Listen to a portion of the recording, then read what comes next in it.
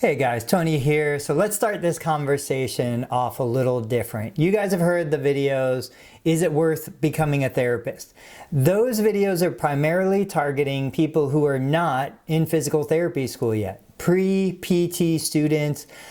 This video is talking to the clinician. I want to talk to those of you that already graduated. You probably have a mountain of debt behind you. You've been working in the clinic, whatever setting, for a couple years, maybe longer. And now you're sitting here thinking, okay, maybe this isn't all that it was cracked up to be. Maybe following my passion led me down a road that is shorter than I expected, right? Now, kudos to those of you, like I've been in the profession 20 years. I still go into the clinic. I still enjoy treating patients. Once that first patient walks in the door, it's like everything changes and all of my baggage is left at home. But that being said, I don't represent everybody, and I'm able to enjoy what I do because I have other things outside of patient care, right? If I was dependent on patient care, if I was dependent on billable units to pay my mortgage, pay my kids' tuition, pay the stuff that needs to be paid, I might be in a very different boat than I am right now. So I want to talk to you guys because I've had this conversation. It just recently came up. But I've had this conversation a couple times over the last 10, 15 years. And I think it's an interesting sociological study. I don't know if that's the right word. But here's the deal. So we invest so much time, so much effort, so much money into becoming a therapist, right? PT, OT, SLP, doesn't matter. And at the end of the day, we're doing it because we love to help people. We're doing it because we love to feel smart. We're doing it because we believe that we can make a difference. And all of that is very true. But some of us are faced with other opportunities. And when I've spoken to some of you out there, you know, you're looking down the road and you're saying, well, man, like there's a ceiling to what I can do.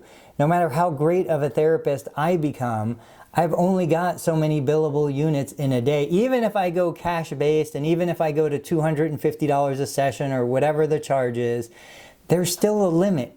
And everything is still dependent on you. And you don't have the freedom to do the things that you want to do in 10 years, 20 years, 40 years, whenever.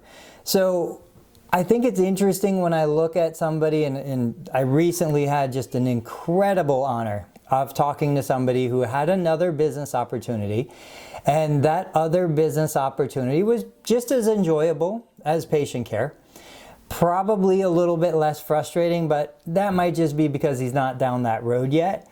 And what he was looking at was trying to figure out, hey, maybe I'm just making these numbers up now, maybe I'm making $100,000, $150,000 a year as a therapist, dealing with the documentation, dealing with the regulation, dealing with the compliance, the liability, right? Heaven forbid I do something and a patient gets hurt and I get sued. Worse, the patient does something away from me but still blames me for it and sues me. There's a lot of stuff in patient care that isn't necessarily why we got into it in the first place. And so this individual is looking at this other opportunity and saying, man, I can make 1.5, 2 times my current salary. I can do something else that I think I would enjoy. There's a real business there, not just me doing everything. But I feel so compelled to stay in therapy because of the cost of the buy-in. Because I spent 7, 8 years becoming a therapist, because I spent all of this money, because my family put things on hold so that I can follow my dream. Now I'm here, and now I'm like, oh, I kind of want to do something else, you know? And so it's okay.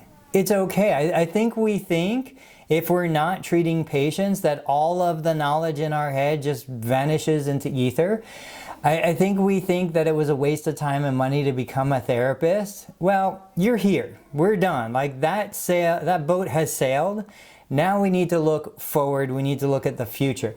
And I'm the first one to say, like, probably the greatest value I got out of becoming a therapist, and not so much school as much as the patient interactions, the patient care, being in a clinic, what I learned was how to think. What I learned was how to create a plan, how to analyze problems, how to look at something, establish a goal, an outcome that I want to achieve, use objective measures, apply the scientific method to figure out what's the real problem, what's the deep, deep real problem, how can I develop a plan to resolve that problem and get me or you or anyone from where we are to where we want to be, right? And so I think those skills apply across anything you're going to do. So whether you invested 7-8 years, whether you invested $100,000, $200,000, those qualities do not ever go away. And I just want to sit here today, like, I understand your concerns and I understand your fears and your frustrations because I'm in the same boat, right? I would love to take the risk to put my license on hold, to go out and do other things without the shackles of being a licensed physical therapist, right? Take all the knowledge, take all the value, all the wisdom, all the amazing experience I had in the clinic, drive that into another business, and I really believe you could take those skills and you would be massively successful. You can open a laundromat, you can open a franchise, you can do whatever you want to do because those skills carry over into everything. I'm known for launching new businesses and testing new ideas and playing with stuff, right? Every time I do, every single time I take on a new project, I approach it just like a patient. I look at the project, I look at the desired outcome, the goal, I do an analysis, an assessment, an evaluation of where we are. It's like the person who walks in who wants to be able to deadlift 300 pounds and they can't deadlift 150 pounds now. Okay, what are the limiting factors? Are there range of motion deficits? Are there mobility deficits? Is it just a strength issue? Will the cardiovascular system support the strength gains we need to achieve to get to 300 pounds, right? We look at all that stuff. It's the same way in business.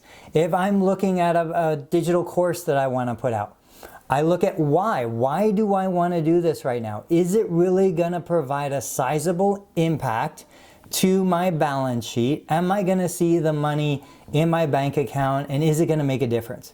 Is the time I dedicate worth the change to my balance sheet, right? What's the long-term ramification?